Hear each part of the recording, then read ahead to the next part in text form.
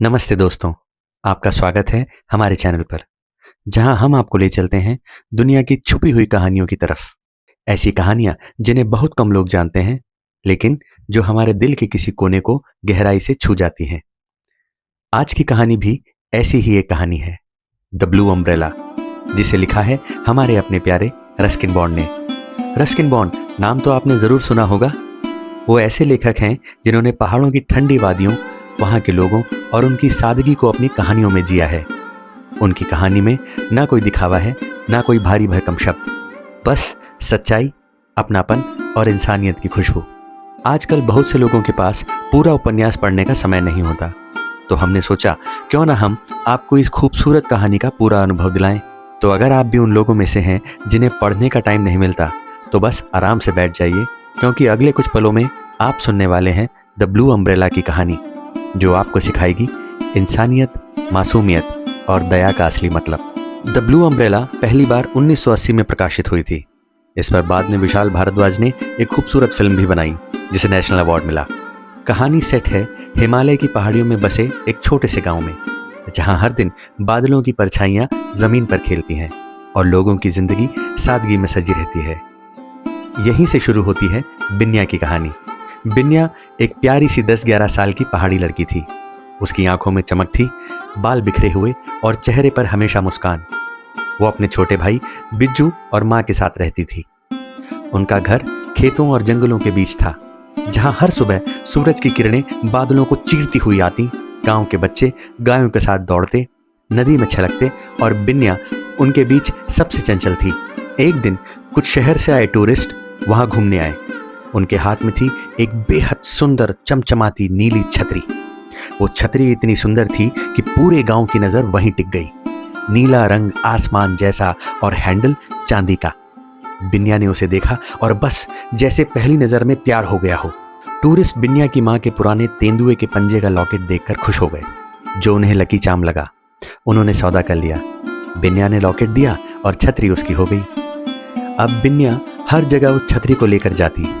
कभी बारिश नहीं होती तो भी वो उसे लेकर खेतों में घूमती। गांव की औरतें हंसती, बच्चे उसके पीछे भागते, लेकिन कहीं ना कहीं सबके मन में एक बात थी, काश हमारे पास भी ऐसी ही छतरी होती। धीरे धीरे वो छतरी गांव की शान बन गई। हर कोई उसकी चर्चा करता। गांव का दुकानदार राम भरोसे, जो चाय और राशन की दुकान चलाता था, वो हर दिन बिन्या की छतरी को देखता और भीतर ही भीतर जलने लगा। कितनी अच्छी छतरी है, सब उसी की बातें करते हैं, मेरे पास तो कुछ भी नहीं, वो सोचता। वो शहर तक गया वैसी छतरी ढूंढने, लेकिन उसको कहीं नहीं मिली। अब वो ईर्ष्या से भर गया था। उसे लगा किसी तरह वो छतरी मुझे मिलनी चाहिए। एक शाम उसने अपने नौकर राजू को बुलाया। धीरे से बोला, राजू, अगर वो छतरी मेरे पास आ जाए तो मैं तुझे इनाम दूंगा। राजू पहले तो डर गया, लेकिन लालच के आगे टिक नहीं पाया। एक दिन जब बिन्या जंगल में गायें चराने गई थी, राजू ने मौका देखा और छतरी चुरा ली। राजू छतरी लेकर भाग रहा था, लेकिन गांव के बच्चों ने उसे पकड़ लिया। जब सबको पता चला कि चोरी राम भरोसे के कहने पर हुई थी, तो गांव में तूफान मच गया। लोगों ने राम भरोसे की दुकान का बहिष्कार कर दिया। अब कोई वहां से कुछ नहीं खरीदता।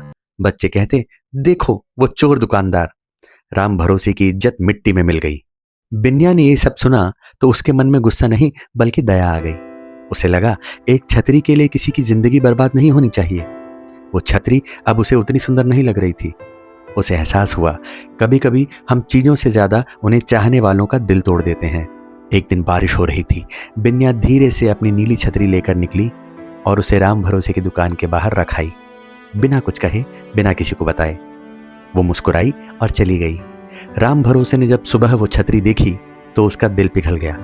उसे समझ आ गया कि सच्चा दिल किसी चीज से ज्यादा कीमती होता है।